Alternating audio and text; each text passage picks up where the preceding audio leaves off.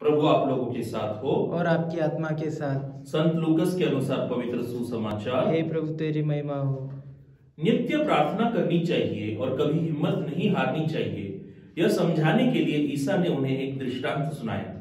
किसी नगर में एक न्यायकर्ता था जो न तो ईश्वर से डरता था और न किसी की परवाह करता था। उसी नगर में एक विधवा थी। वह उसके पास आकर कहा करती थी, मेरे मुद्दई के विरुद्ध मुझे न्याय दिलाइए। बहुत समय तक वह अस्वीकार करता रहा।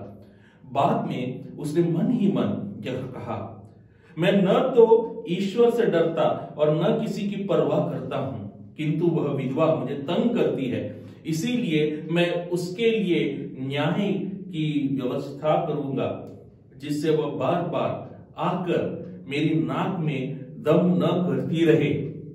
प्रभु ने कहा, सुनते हो कि वह अधर्मी न्यायकर्ता क्या कहता है? क्या ईश्वर अपने चुने हुए लोगों के लिए न्याय की व्यवस्था नहीं करेगा, जो दिन रात उसकी दुहाई देते रहते हैं? क्या वह उसके विषय में देर करेगा? मैं तुमसे कहता हूं, वह शीघ्र ही उनके लिए न्याय करेगा।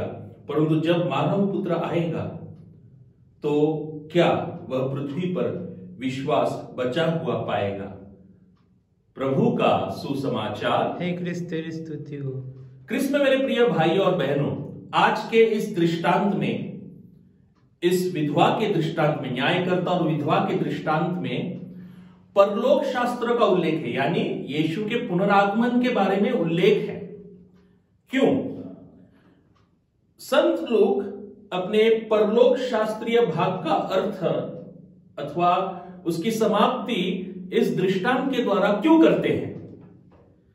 संत लोग स्पष्ट करते हैं यीशु के संदेश को, और यीशु का संदेश यह है कि हमें निरंतर, जिस प्रकार उस विधवा ने निरंतर प्रार्थना की, विनती की उस अधर्मी न्यायकर्ता के सामने, न्यायमूर्ति के सामने, न्यायाधीश के सामने, उसी प्रकार हमें प्रार्थना में निरंतरता दिखानी चाहिए, दृढ़ता दिखानी चाहिए।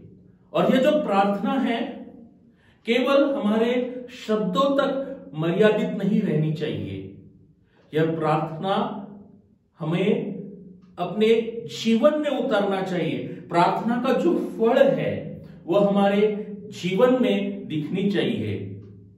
और प्रार्थना का फल है प्रेम, प्रार्थना का फल है विनम्रता, ताकि हम यीशु के पुनरागमन के लिए तैयार रह पाए, अथवा हमारे अंतिम न्याय के लिए तैयार रह पाए। कारण हमारा जो ये जीवन है नश्वर है। हमें कब इस जीवन को छोड़कर जाना पड़ेगा यह हम नहीं कह सकते। क्या हम तैयार हैं? आमीन।